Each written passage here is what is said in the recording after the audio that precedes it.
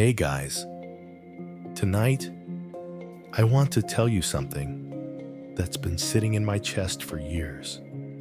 It starts with a single text. One word, Dad. No punctuation, no emoji. Just that 3 letters that hit harder than any sermon, any punch, any goodbye I've ever heard. I'm standing at the kitchen counter, microwaving leftover meatloaf. Of all things, the hum of the microwave, the soft flicker of the overhead bulb, it all fades the second that message lights up my screen. It's been 9 years, 9 whole years since my daughter and I last exchanged words that didn't cut. I'm 58 now. Name's Alan. I spent most of my life as a floor manager at a packaging plant. Not glamorous, but it paid the bills, kept the lights on, kept me too busy to look in the mirror too long. That job gave me routine, and routine gave me excuses. Like why I missed her piano recital, why I didn't pick up the phone that night, why I shouted when I could have just said, "I'm tired, sweetheart." The story I want to tell tonight, it's about her, and about the boy I didn't know existed until too late. But mostly, it's about the long, slow thaw of a man who used to think love was loud, and now knows it's quiet. So, before you get comfortable, take a moment to like the video and subscribe, but only if you genuinely enjoy what I do here. And tell me in the comments where you're watching from and what time it is there. I always love seeing that. Now, dim the lights, maybe turn on a fan for that soft background hum, and let me take you into the heart of it all. The thing about a message like that, just Dad, is that your brain fills in every blank. Is she hurt? Is someone gone? Did something terrible happen, or maybe she just remembered who I used to be, before I forgot too. My thumbs hovered above the screen for what felt like an hour. I typed, "Hi," deleted it. Typed, "I'm here," deleted that too. Finally, I sent, "Is everything okay?" She didn't reply for 20 minutes. I swear I aged 3 years waiting.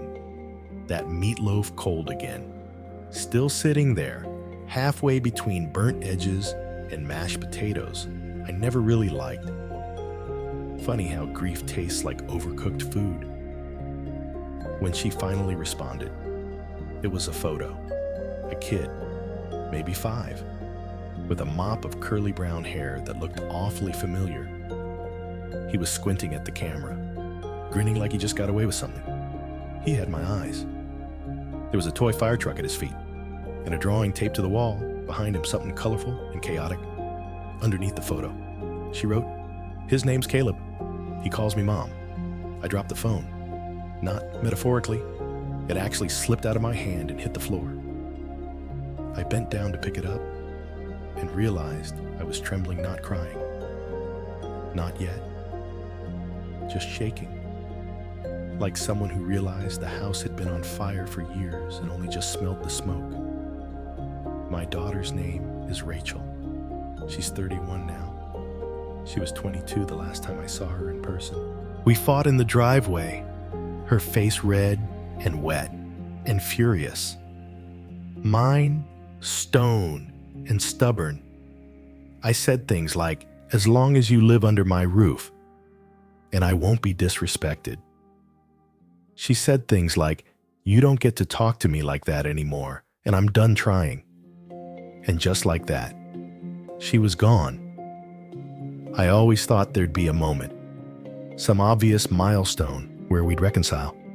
Maybe a wedding, maybe something medical, maybe she'd need money. That's how I was raised. You call family when you need something. But she didn't call. Not once. Until that night, when she sent me a photo of a boy with my eyes in a fire truck.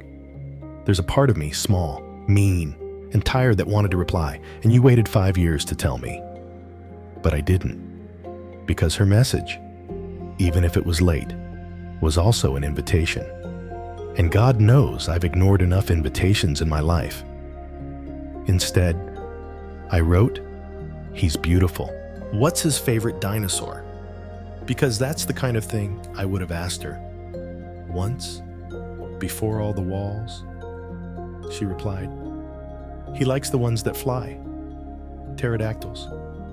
Says they're like superheroes, but with wings.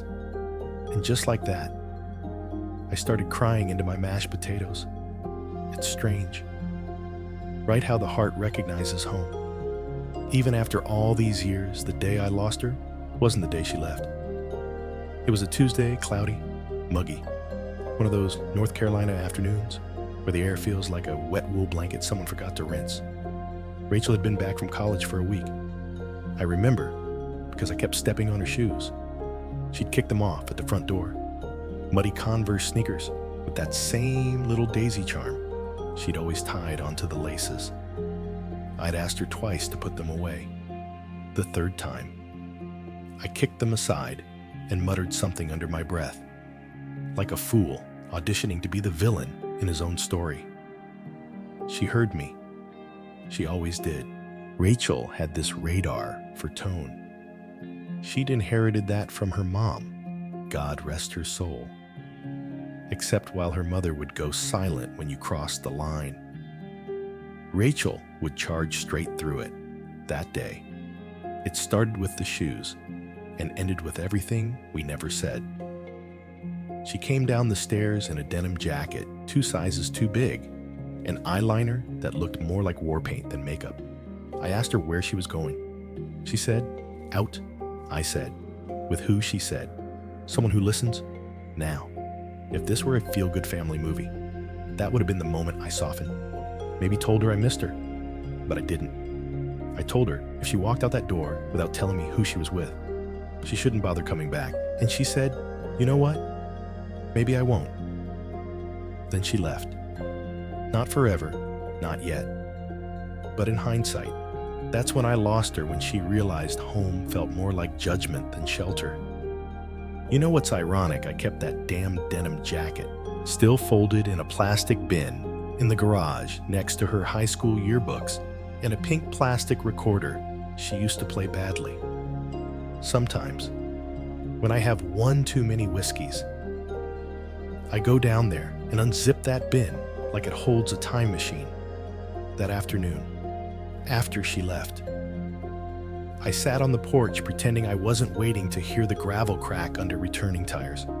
I even practiced what I'd say when she came back. Look, I didn't mean it. Or, let's just talk. She didn't come back that night, or the night after. Instead, I got a letter. A letter like it was 1943 and we were writing from war fronts. She taped it to the fridge. A single page, printed from a laptop. It said, I'm not leaving to punish you. I'm leaving because I've been begging you to see me. And I don't think you know how. I read that line maybe 50 times. I even left the letter up for a week, pretending like it was just one of those funny coupons she used to leave for free hugs. But this one didn't come with a redemption code. It came with silence. There's something about silence that tricks you, makes you think time's healing things behind the scenes. But sometimes, silence just builds walls you don't even see going up until you realize you can't hear your own daughter laugh anymore. Back then, I told myself I was giving her space. Told my coworkers at the plant she was off figuring herself out, like she was a Rubik's Cube. Truth was, I was scared. Scared I'd broken something I didn't know how to fix. And even worse, I was scared she might not want me to. She didn't block my number, didn't delete me from social media, but she never called, never tagged me in anything. Not even on Father's Day, the first year. I stared at my phone all day, refreshing, hoping for a text. By the third year, I turned the thing off and took the boat out just to avoid the ache. The funny thing is, I kept buying birthday cards. Every year, sometimes I wrote in them, sometimes I didn't. Just bought them, held them in my hand for a bit, and then shoved them in the top drawer with old receipts and mystery batteries. I've got a stack of 6 in there now. One has a dancing giraffe. She always liked giraffes. I know what you might be thinking. Why didn't I reach out? I ask myself that a lot. The honest answer, pride, shame, confusion, some cocktail of all three, shaken with a dash of cowardice. It's easier to miss someone when you're the one left behind. Harder when you were the one who made it hard to stay. And I was. I know that now. But back then, I still thought being right was a form of love. The wedding I didn't know about happened 3 years after she left. I found out the way no parent should find out anything important through someone else's blurry photo on Facebook. I just finished stacking some firewood behind the house, hands all splintered and smelling like sap. When I plopped into the recliner and opened my phone, one of my old coworkers, Jim, from the welding shop, had tagged me in a post. He didn't mean anything by it, I'm sure. He just wrote, "Small world. Recognize anyone here?" Mark. It was a snapshot of some wedding reception at a barn venue. One of those rustic setups with string lights and too many mason jars. But right there in the center, behind the bride and groom, stood Rachel, my Rachel, wearing a navy blue bridesmaid dress, laughing, her arm hooked through the groom's. At first, I didn't even process it. I thought maybe she was a guest, or maybe it was some engagement party. But then the next picture loaded Rachel in a white dress, barefoot, standing in a field of sunflowers, holding a man's face in her hands. And I swear, I dropped the phone. It bounced off my lap and hit the carpet. Screen facing up like it wanted me to look again. So I did. I stared and stared until my eyes hurt. My hands were shaking, but not from anger. Not even sadness. Not really. It was something worse, an ache so deep and strange I couldn't name it. She got married. She got married and didn't tell me. The man, Ben, I'd later learn looked kind, looked steady. One of those guys with the polite smile and the worn-out dress shoes who probably says sir to waiters and gets up early to water plants. I hated him immediately. Then I hated myself for hating him. I zoomed in like some kind of spy, trying to pick apart the details. Her hair was longer. She wore it up with those same stubborn wisps falling loose around her cheekbones. Her smile hadn't changed, still wide on one side, like a crooked sunrise. She looked happy. And that's what ruined me. Not the dress, not the fact that I wasn't there, but that she looked okay without me. Better, even. I sat in that chair for over an hour. No TV, no radio, just the hum of the fridge in the kitchen and the occasional bark from the neighbor's dog. The silence was worse than shouting. I remember wondering if maybe I deserved this. Maybe I'd taught her to expect absence. Later that night, I opened the drawer with the birthday cards. I pulled out the one with the dancing giraffe, opened it, and just wrote, "You look beautiful. I wish I'd been there. I'm sorry." No envelope, no stamp, just tucked it back in the drawer like a message in a bottle that never gets thrown. Over the next few weeks, I kept checking her social media. I didn't like or comment God. No, I didn't want her to know I'd seen anything.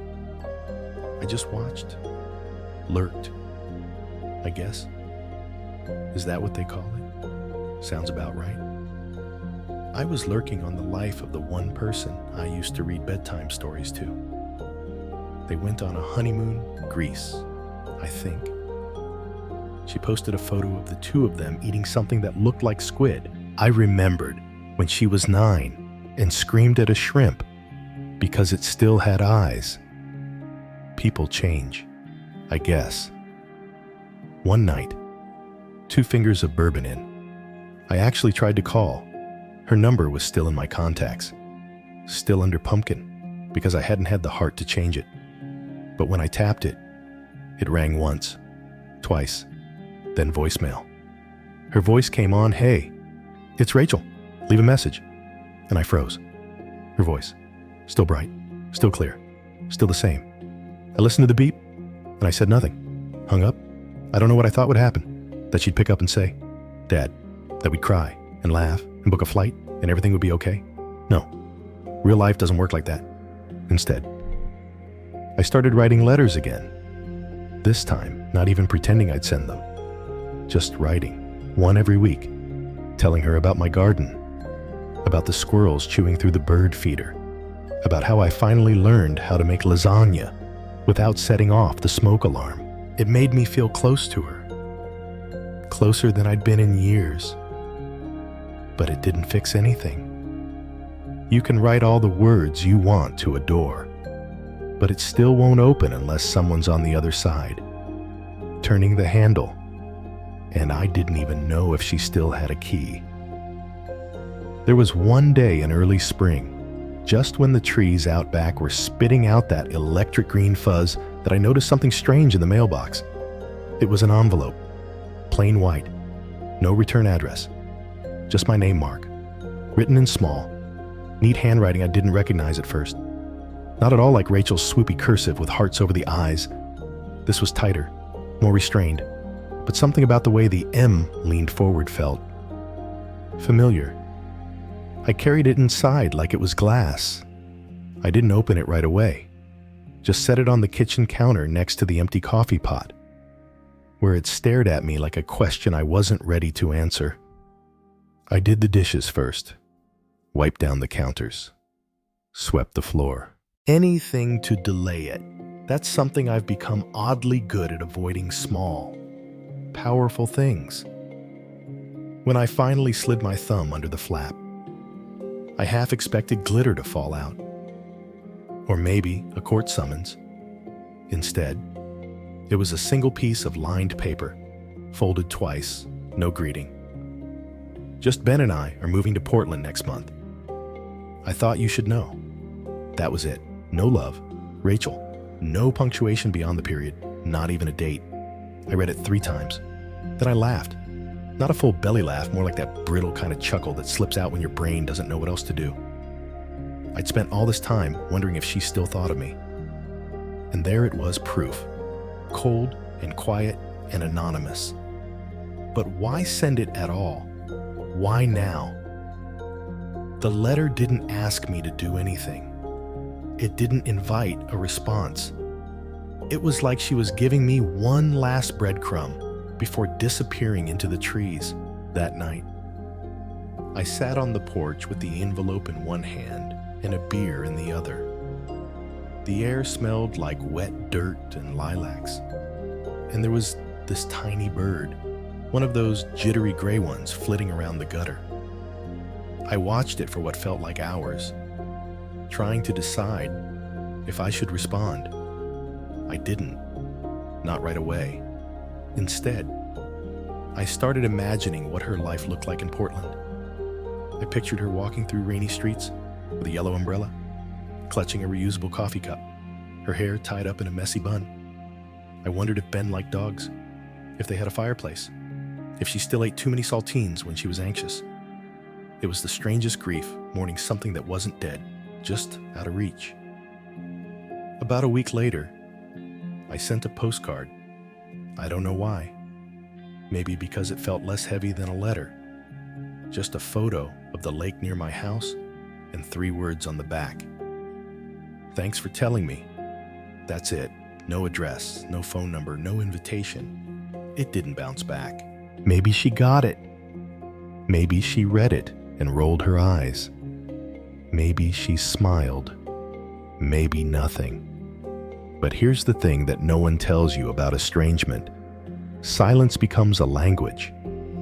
And every time you do speak, it's like you're breaking a pact.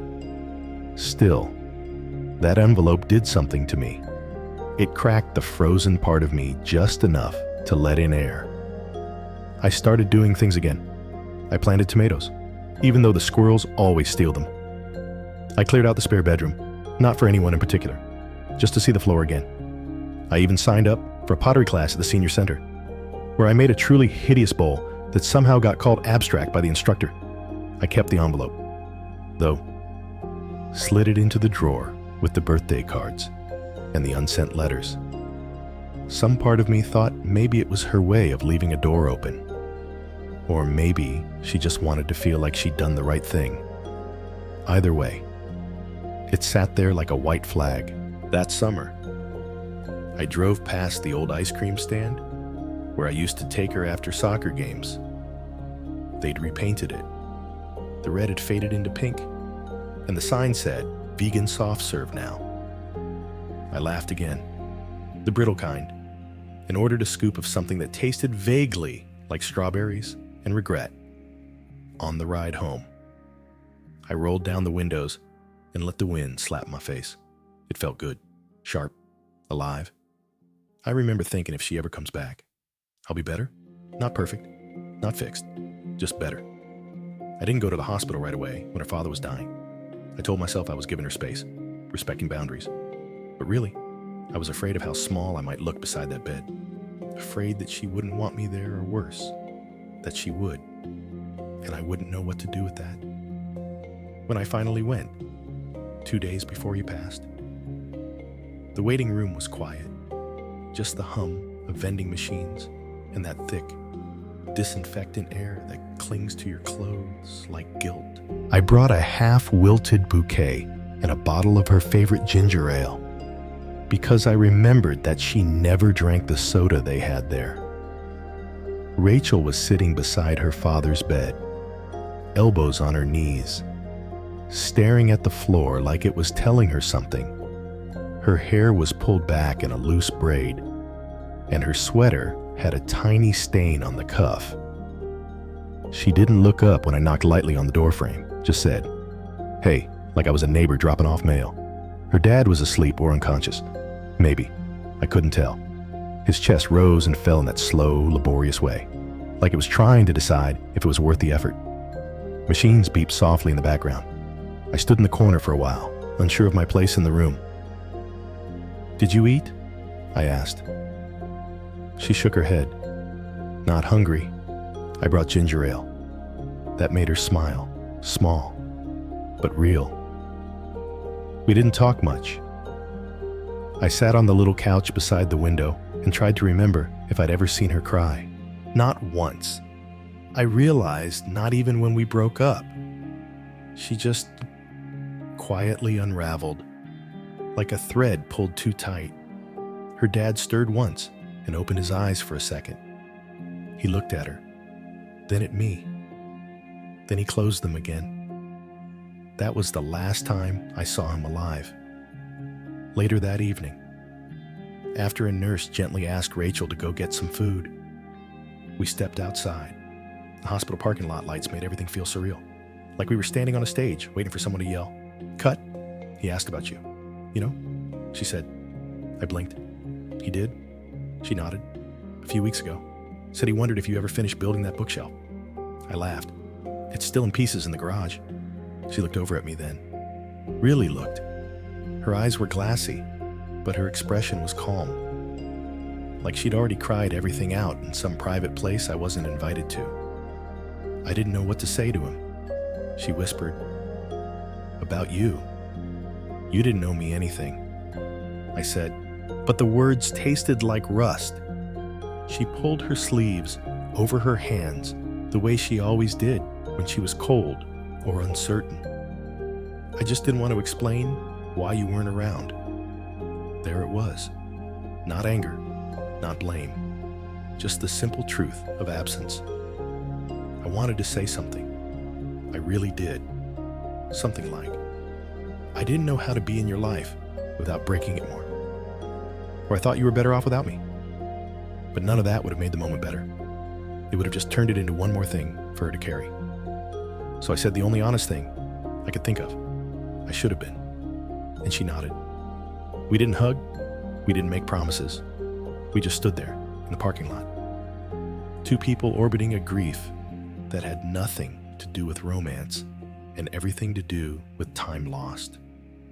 That night, I sat in my truck with the seat leaned back and watched the blinking red lights of the hospital tower through the windshield. I thought about how her dad used to call me the quiet one. Even though I talked more than Rachel did, I thought about the time he gave me a box of old tools and said, "Every man should know how to fix something." I haven't fixed much, but I still have the box. After the funeral, I didn't reach out, not because I didn't care, but because I thought she needed to be surrounded by people who hadn't failed her before. People who knew how to sit in silence and hold a hand without wondering if it was okay. I spent that week reorganizing my garage, found the pieces of the bookshelf, sanded them down, remeasured, and for the first time in years, I finished building something. It wobbled slightly, but it stood, like me. I still remember the night I almost called her.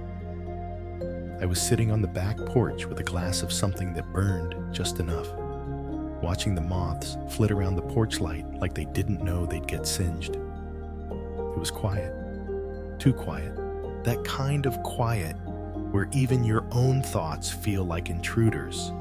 I had just finished sanding down the last drawer of that old bookshelf. Yes, the same one her dad asked about, and I was feeling a strange kind of pride, the kind that's not loud, but hums underneath your ribs like a low-frequency radio station.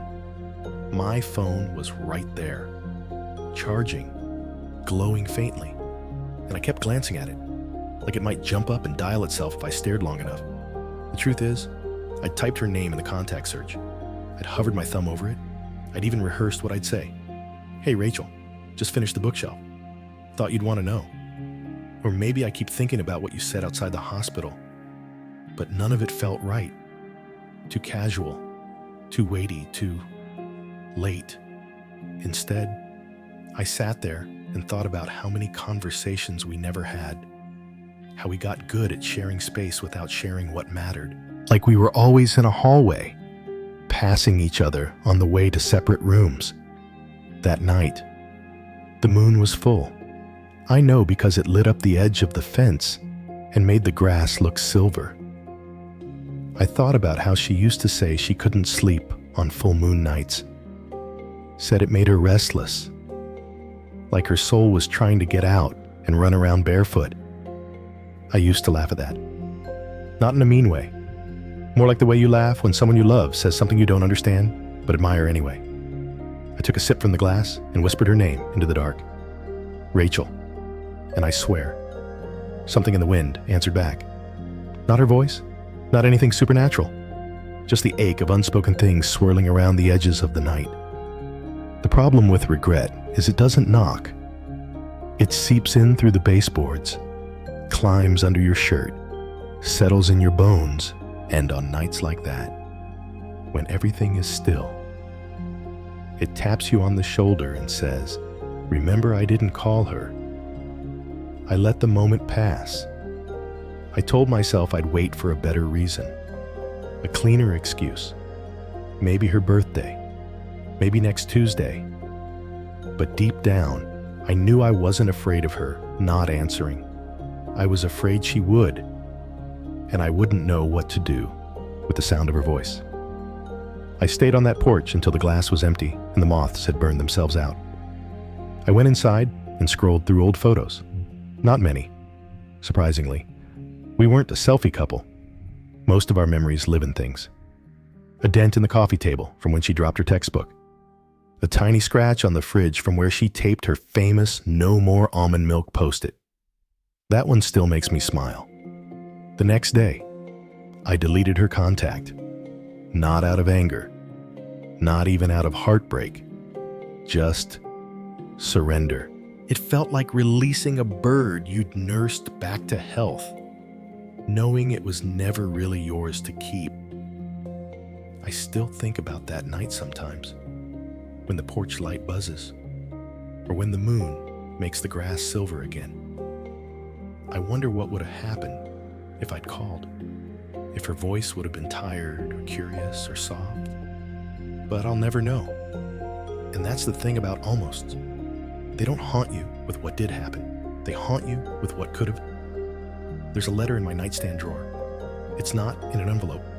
It's folded 3 times, just loose. The creases softened from being opened and closed more times than I care to admit. I wrote it 2 years ago. One of those quiet Sundays when the sunlight coming through the window feels heavier than usual, like it's pressing on your chest instead of warming your skin. It starts with her name, just her name, Rachel. Then a long pause, a few spaces before the next words. like I was waiting for permission to keep going. I didn't write it to send it. I wrote it to get the words out of me. Sometimes I think our bodies are just storage units for everything we didn't say. All the apologies, the thank yous, the I wish I'd that we pile up in the corners of our ribcage. That letter was my way of sweeping out a little space in the letter. I told her about the bookshelf. I described how it took me 3 weekends, how I had to sand down one warped board so many times I gave up and cut a new one. I said I finally understood why her dad always insisted on doing it right the first time. I said I was sorry for laughing at that. Then I wrote about the banana bread. She made the best banana bread. Everyone says that about someone they loved. I know. But hers had this strange mix of nutmeg and something citrusy orange zest, maybe.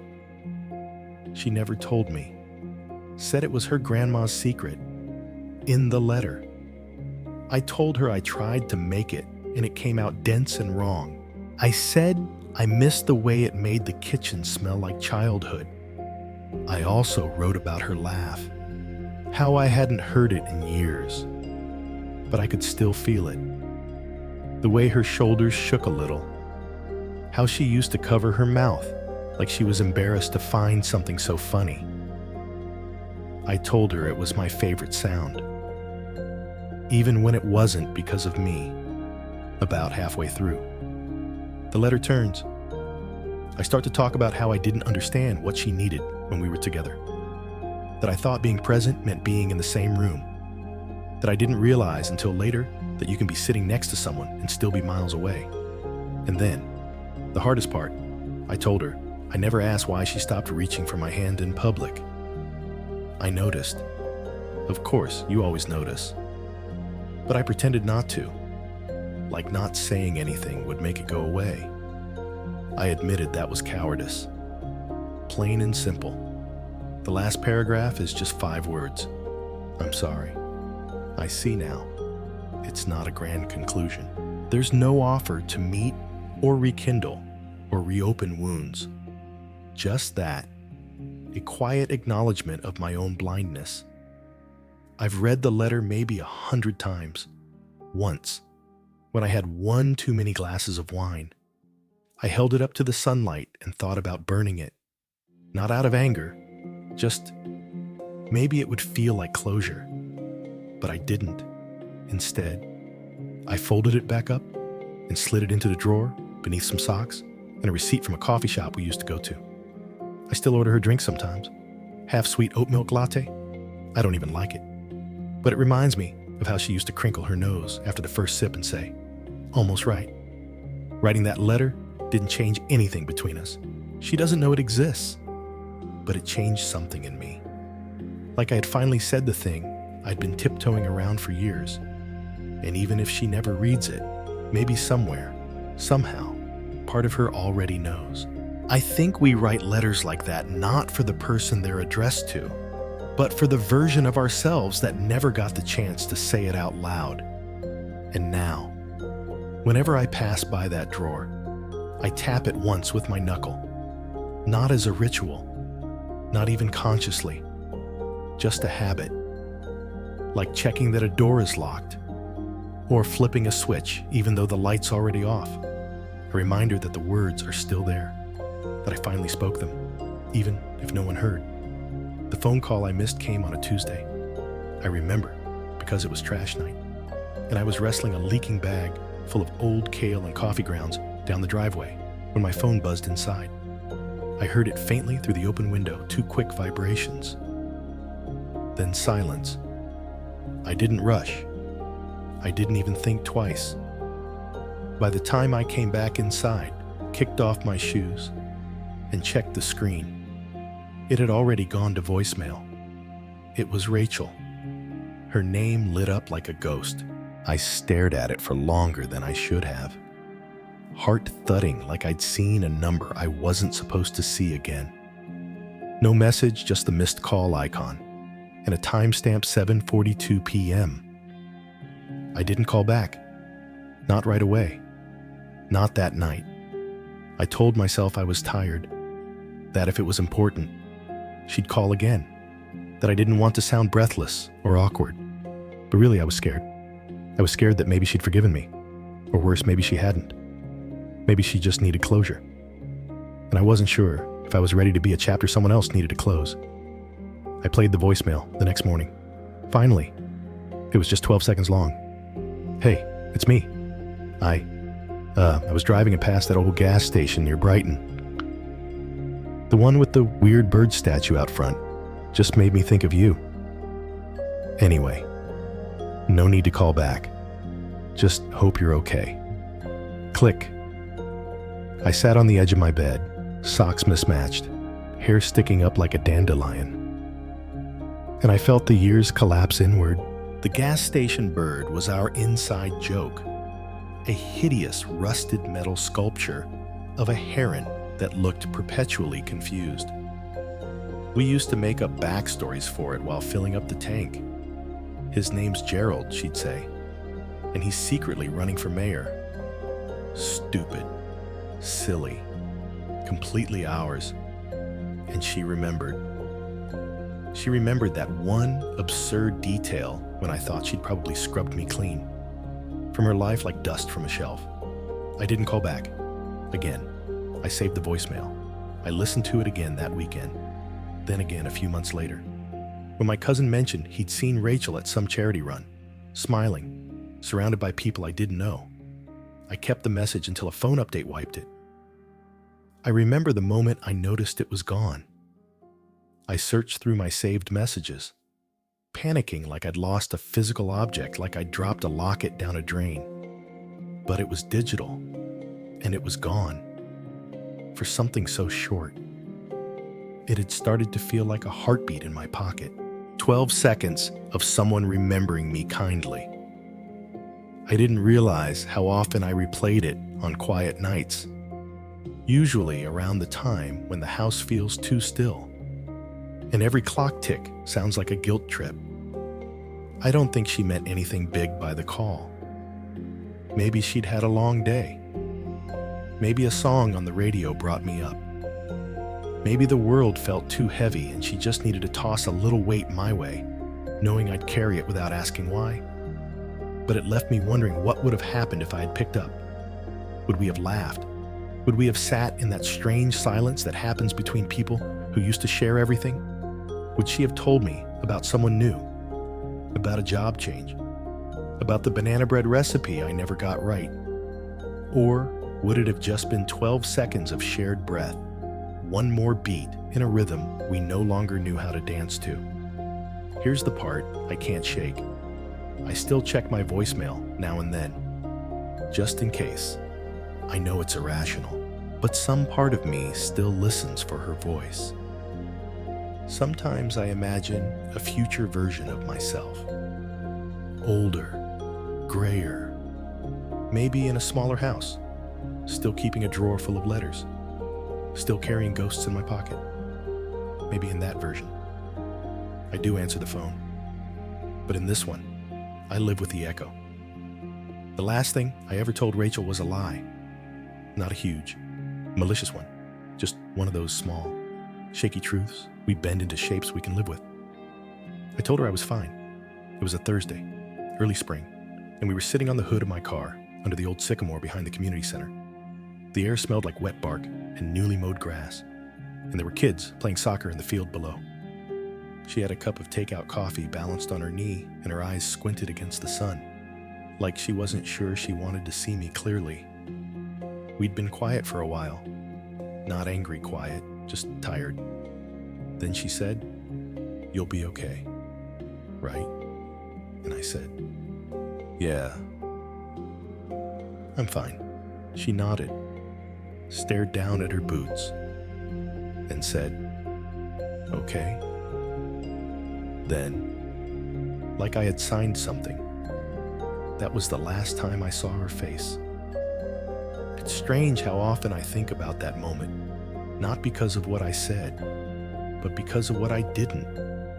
I didn't say, "No, I'm not okay," or "I still think about you every damn day." Or even just, "Can we stay here 5 more minutes?" I let the moment go like a balloon without a string, hoping it might come back, but knowing it wouldn't. What I wish I had said was, I'm scared. I'm letting go of the only person who ever understood the parts of me I never say out loud. I remember the way her hair moved in the wind that day, like a brush stroke across her cheek. I remember the sound of the coffee cup shifting slightly against the metal of the car. I remember the kids' laughter echoing from the field, and how far away it all felt. I remember everything except what she was wearing. Isn't that odd? Sometimes I wonder if she remembers what I wore, or if she thinks about that moment at all, or if it just became another folded up memory in a drawer of almosts. There's a kind of ache that doesn't scream. It just hums beneath everything else. That's what that goodbye became.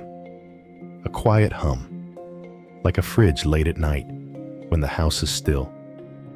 I've said I'm fine so many times in my life that the words feel like wallpaper. But that day, they felt like a wall, a big, dumb wall I built between myself and someone who might have still wanted to peek inside, even if just one last time. If I could go back, I'd still be scared. I know that. I'd still hesitate, still weigh the risk of looking needy, or too much, or not enough. But maybe I'd let the silence stretch just long enough for something real to surface. Because here's the thing, I wasn't fine. I'm not sure I ever have been. Not in that way people mean when they say it at dinner parties or in texts with period punctuation. But I also wasn't broken. Just in between. I think Rachel knew that. I think she let me lie because it was the kindest thing to do. There's an old scarf of hers in the hall closet, beige with a red stripe. I found it a few winters ago while digging for gloves and just stared at it, stunned, like I'd seen a ghost that smelled faintly of cinnamon and clove. I didn't throw it out. I didn't wear it either. It just lives there, coiled gently on the shelf, like a quiet witness to a part of me I don't unpack for anyone else. It's funny how some people leave, but never really go. How they linger in the bend of your laugh, the shape of your favorite mug, the pause you take before answering the phone. Rachel lives in all those places for me, and maybe that's okay. Maybe love doesn't always end with a bang or a door slamming. Maybe it ends with a nod and a soft, okay. Then, while the sun touches everything golden one last time. I don't realize it until the morning after his daughter is born. I'm sitting in the corner of the hospital room, holding a coffee that's long gone cold. The chair is too small. My back hurts. And I'm watching him not as my son, not even as the teenager I fought with, but as a man. A man holding his newborn with both arms like he's afraid to breathe too hard and wake her up. He's whispering something to her, something soft. I can't hear what it is, but it doesn't matter. His eyes are locked on her like nothing else exists. And I remember vividly how I held him the same way the first time, except I was younger, less patient, more scared. My hands shook. I'd never held anything so small that carried so much of my soul. I see now that he got more from me than I thought. The way he cradles her, the way he leans his cheek against her tiny head, it's not just instinct. It's memory. It's legacy. It's something he must have carried even through all those years we barely spoke. And here's the part that both humbles and haunts me. He's a better father than I was. Already. On day one, I don't feel jealous. I feel relieved. Because the most terrifying thing about parenting is wondering if you're breaking something you can't fix. And the most beautiful thing is discovering your child somehow grew stronger because of it. He glances over at me and gives a small nod.